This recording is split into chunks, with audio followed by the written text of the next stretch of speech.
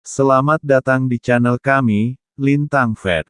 Sebelum lanjut, siapkan camilannya. Jangan lupa like, subscribe, komen dan share sebanyak-banyaknya. Terima kasih. Bab 11. Duk. Ketika suara dua orang jatuh berlutut mendarat di gendang telinga semua orang, mereka sangat terkejut.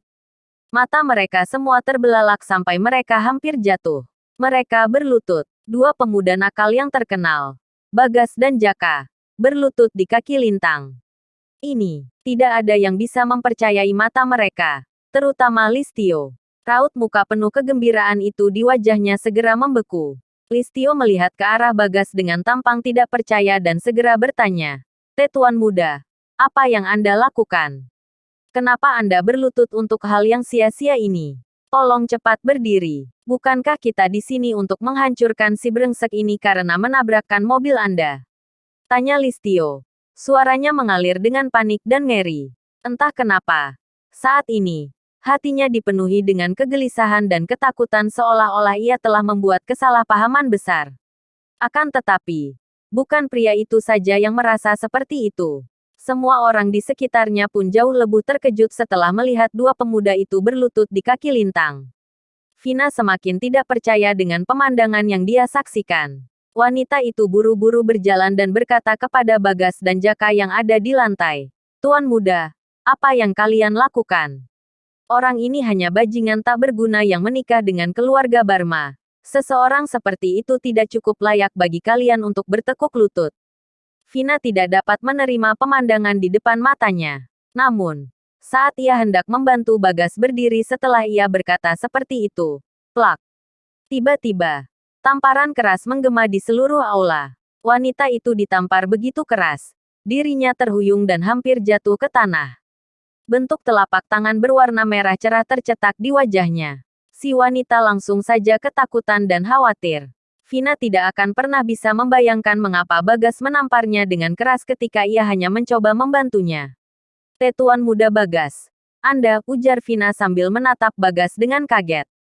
Namun, Bagas menatap dirinya seolah pria itu ingin melahapnya dengan utuh ketika si pria berteriak padanya, "Sialan, tutup mulutmu.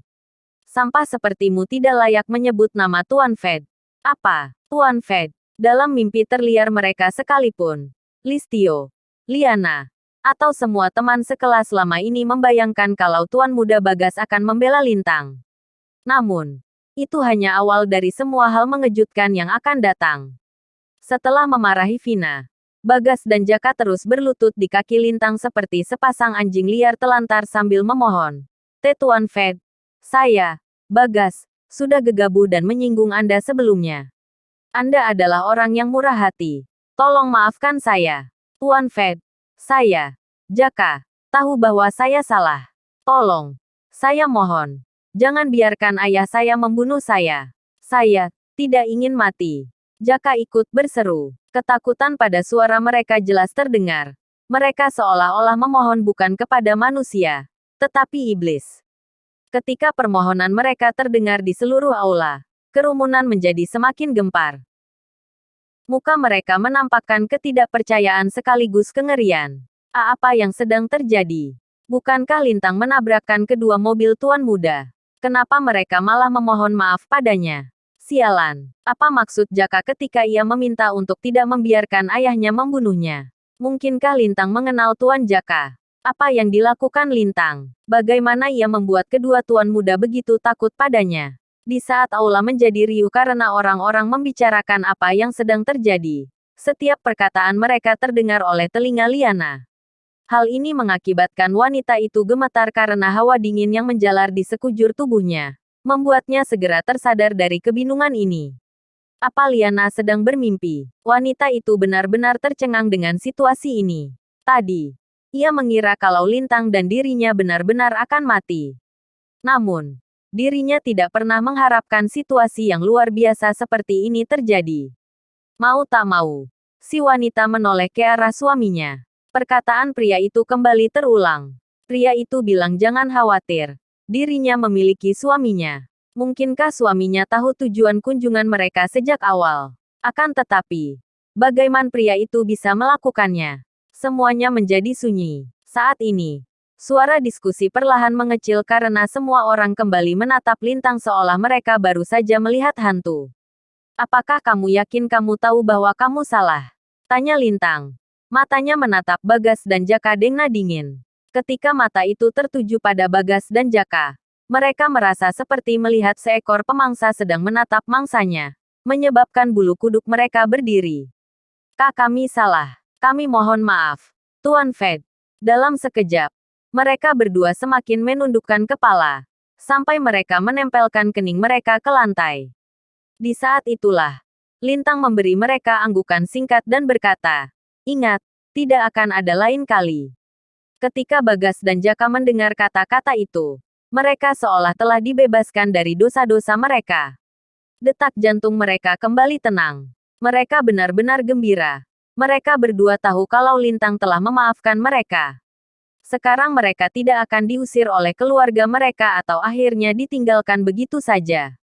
Mereka berdua segera kembali bersujud sedalam-dalamnya.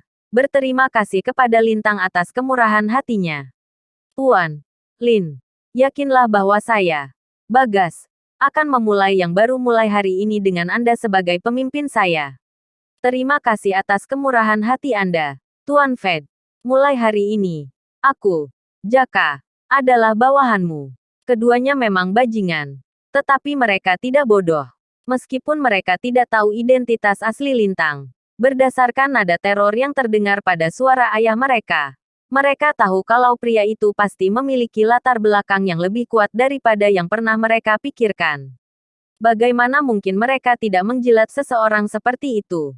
Dalam sekejap, mereka tidak peduli kalau seluruh kota Jakarta mengetahui kalau mereka yang terkenal sebagai pemuda nakal yang membuat orang ketakutan sekarang menjadi bawahan Lintang.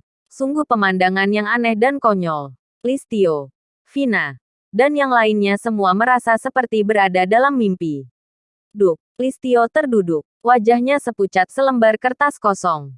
Pria itu mati sekarang. Setelah ia menghubungkan segala titik, ia menyadari kalau yang mati itu dirinya sendiri.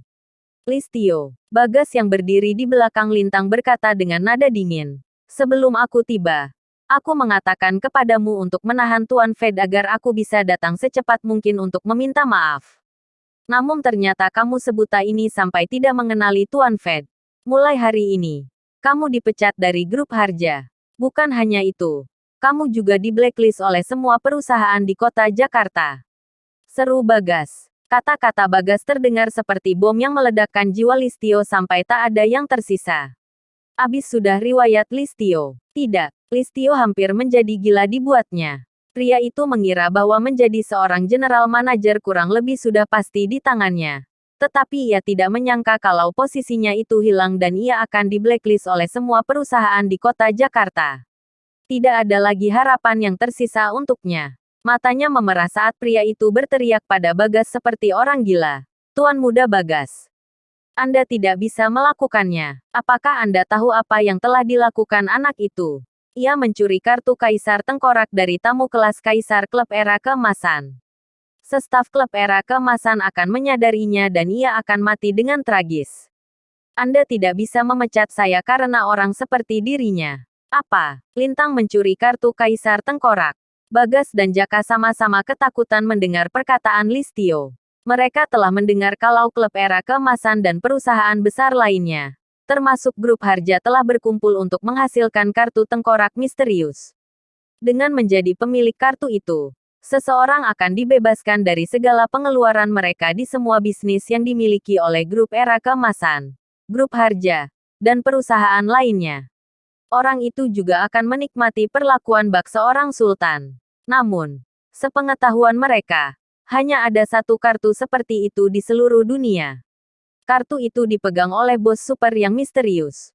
Ditambah lagi, mereka telah mendengar dari ayah mereka kalau bos super ini dapat menyingkirkan raja-raja dari muka bumi dengan mudahnya. Sekarang, bos misterius itu, Tuan Fed, apakah Anda benar-benar mencuri kartu seperti itu? Bagas bertanya dengan suara gemetar sambil menelan ludahnya. Jaka yang berdiri di samping sangat cemas sehingga ia hampir tidak bisa bernapas saking ketakutannya. Lintang mengangguk ringan, seolah ia tidak peduli dan berkata, Kartu itu ada bersamaku. Bagas dan Jaka hampir pipis di celana setelah mendengar jawaban itu. Omong kosong. Mereka yakin dengan latar belakang yang dimiliki Tuan Fed. Kalaupun Lintang memang benar mencuri kartu Kaisar Tengkorak, bukan hanya Lintang saja yang akan mati, tetapi orang lain pun akan terseret bersamanya. Butir-butir keringat dingin segera mengalir di dahi kedua bajingan itu. Melihat ini, Listio merasa bahwa kesempatannya telah datang dan ia menghasut mereka dengan cepat. Tuan Muda Bagas, lebih baik kalian menangkapnya sekarang dan menyerahkannya ke klub era keemasan. Menjelaskan situasinya. Dengan begitu, kami akan menerima ucapan terima kasih dari klub era keemasan dan Nona Muda Selena. Ia menambahkan, pasti sepadan. Mengorbankan pria miskin yang menikah dengan keluarga wanita demi mendapatkan rasa terima kasih dari grup era keemasan. Melihat keraguan-raguan dari para tuan muda itu, hati Listio semakin berdebar-debar. Di saat itulah, suara sedalam lonceng gereja besar bertanya, benarkan Hegitu? Apa yang mereka lihat selanjutnya ialah segerombolan pria berjas yang muncul di aula dari segala arah. 10 orang, 30 orang, 50 orang. Dalam sekejap mata, area itu dipenuhi lautan pria berjas hitam. Lautan para pria ini secara khusus dipimpin oleh pria yang berdiri di garis depan. Pria yang bertubuh besar itu ialah bawahan Selena. Tangan kanan nomor 1 si wanita. Andi Martin atau yang lebih dikenal dengan Tuan Andi. Bersambung.